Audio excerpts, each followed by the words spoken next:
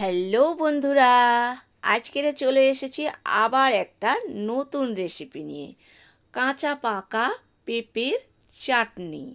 চাটনি কাম আচার, আচার কাম চাটনি, চাটনি কাম আচার। তো দেখাচ্ছি কিভাবে এটা বানিয়েছি।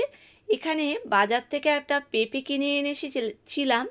তো বাজারে বলল পেঁপেটা বাড়িতে 2 দিন রাখলে পেকে যাবে, অথচ বাড়িতে 4 দিন ধরে রেখেছি, পেঁপেটা পাকছে না, আবার পেঁপেটা নষ্ট হয়ে যেতে শুরু হয়েছে। তো কি করব ভাবছিলাম, এত বড় পেঁপেটা ফেলে দেবো, ফেলে দিতেও তো গায়ে লাগে তাই না। তো ফেলে না দিয়ে হঠাৎ আমার মাথায় এলো, আরে এটা দিয়ে তো চাটনি বানানো যায়। তো একদম শক্ত, আবার এটা এমন পাকেও নি যে এমনি শুধু মুখে খাবো। তো পেঁপেটা ভালো করে ছাড়িয়ে দানাগুলো ফেলে দিলাম, দিয়ে এবার একটা গ্রেটার নিয়ে নিলাম।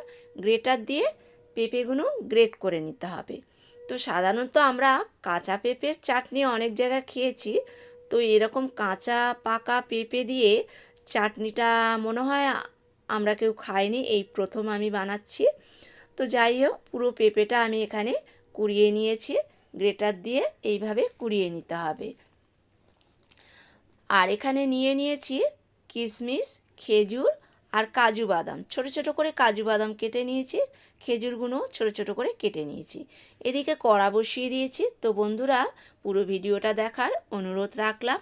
এখানে লঙ্কা ছিঁড়ে, শুকনো লঙ্কা ছিঁড়ে তেলের মধ্যে দিলাম, সর্ষে দিয়ে ঢেকে দিলাম। সর্ষে তেলের মধ্যে দিলে এই ভীষণ টেকরায়, ঢাকা দিলে আর টেকরাবে না।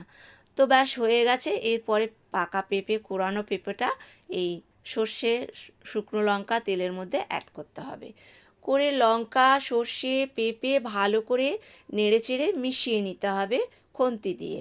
দিয়ে এরপরে দিয়ে দিতে হবে স্বাদ মতন নুন। নুনটা দিয়েও ভালো করে এটা মিশিয়ে নিতে হবে। মেশানোর পরে এখানে দিয়ে দিতে হবে গুঁড়ো হলুদ। তবে এখানে কিন্তু খুব বেশি মশলা পড়বে না, এই হলুদ আর নুন আর শুকনো লঙ্কা, সর্ষে তো ফোড়নে দিয়েইছি। ব্যাস হলুদটা দিয়েও এইভাবে মিশিয়ে নিয়ে ঢাকা দিয়ে আঁচ কমিয়ে বেশ কিছুক্ষণ পেঁপেটা কষিয়ে নিতে হবে, কারণ একটু তো শক্ত আছে না, পেঁপেটা তো পাকেনি, আবার এদিকে খুব কাঁচাও না। ব্যাস এখানে কষানো হয়ে গেছে। দিয়ে দিলাম হাফ বাটি চিনি। মিষ্টিটা যে যেরকম খাবে সেরকম দেবে। আমি এখানে 700 গ্রাম পেঁপে নিয়েছিলাম, দিয়ে দিলাম হাফ বাটি চিনি। এরপরে দিয়ে দিতে হবে এখানে কিশমিশ। এরপরে কিশমিশ দেওয়া হয়ে গেল। এরপরে দিয়ে দেবো এখানে কাজু বাদাম। কাজু বাদামগুলো ছোটো ছোটো করে কেটে নিতে হবে। খেজুরও ছোটো ছোটো করে কেটে নিতে হবে। খেজুর, কাজু বাদাম, কিশমিশ দিয়ে এখানে সুন্দর করে মিশিয়ে নিতে হবে পেঁপের সঙ্গে। এইভাবে ভালো করে মেশানো হয়ে গেলে এরপরে এখানে দিয়ে দিতে হবে একটা বড় পাতিলেবুর রস। পাতিলেবুর রসটা এখানে দিতেই হবে। আর লেবুর রস না দিলে এটা একদম খেতে ভালো লাগবে না, যেহেতু আমি আচার কাম চাটনি বানিয়েছি, বা চাটনি কাম আচার বানিয়েছি, যেটা মনে হবে আর কি। তো যাই হোক, এখানে পুরো লেবুর রসটা দিলাম। আর শুকনো লঙ্কাটা আমি ভেঙেই তেলের মধ্যে দিয়েছি, হালকা ঝাল ঝাল হবে, মিষ্টি মিষ্টি টক টক, খেতে এটা দারুণ লাগবে। তো ব্যাস লেবুর রসটা দিলাম, বেশ জল জলও হয়ে গেছে, একটু নেড়ে চেড়ে নিতে হবে, পেঁপেটা মিশিয়ে নিয়ে ঢাকা দিয়ে দিতে হবে। দিয়ে আঁচ কমিয়ে বেশ কিছুক্ষণ এটা রান্না করে নিতে হবে। এরপরে খুন্তি দিয়ে বেশ একটু সুন্দর করে এভাবে নেড়ে চেড়ে নিতে হবে। ব্যাস হয়ে গেছে নাড়াচাড়া, এখনও কিন্তু বাকি আছে। ছোট্ট আমি এখানে দিয়ে দেবো চায়ের কাপের হাফ কাপ জল। একটু হাফ কাপ জল দিলাম কেন, তাহলে খেজুর কিশমিশগুলো বেশ চাটনির সঙ্গে মজবে আর কি।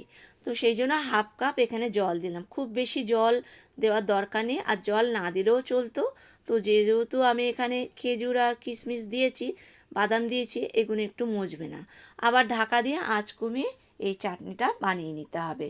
তো খুব বেশি আঁচ বাড়াবো না, তাহলে জলটা তাড়াতাড়ি শুকিয়ে যাবে, চাটনিটা সুন্দরভাবে মজবে না। তো ব্যাস এখানে আমার তৈরি হয়ে গেছে চাটনিটা। এরপরে এদিকে একটা পাত্রে চাটনিটা ঢেলে নেব। তো বন্ধুরা, আপনারা চাইলে আমার ভিডিওটা যদি ভালো লাগে, একবার হলো কাঁচা পাকা পেঁপে দিয়ে এইভাবে চাটনি বাড়িতে বানিয়ে খেয়ে দেখুন। আচার কাম চাটনি, এটা গরম ভাত, রুটি, লুচি, পরোটা সবটার সঙ্গে কিন্তু খেতে দারুণ লাগবে। আমি বানিয়েছি বলে বলছি না, সত্যি এটা খেতে অপূর্ব হয়েছিল। আর ভিডিওটা যদি ভালো লাগে বন্ধুরা, লাইক কমেন্ট শেয়ার করার অনুরোধ রাখলাম। নতুন কোনো বন্ধু হয়ে থাকলে ইউটিউব চ্যানেলটা সাবস্ক্রাইব করে নেওয়ার অনুরোধ রাখলাম। পাশে বেল আইকনটা প্রেস করে দেবেন, তাহলে এরকম ইউনিক রেসিপির নোটিফিকেশান সবার আগে আপনার কাছে চলে যাবে। আজকে ছিল এই অবধি আমার ভিডিও।